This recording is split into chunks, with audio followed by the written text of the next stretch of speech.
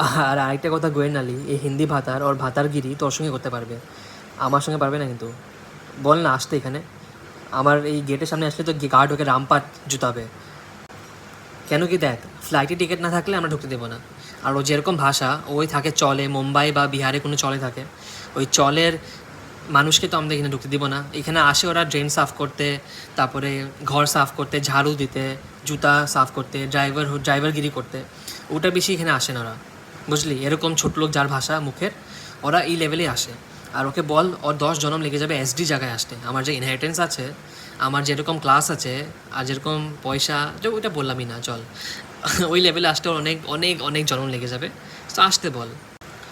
আর হ্যাঁ, এই ট্রেন চাপা চাপড়িগুলো আসলে কিন্তু আমরা ঢুকতে দিব না।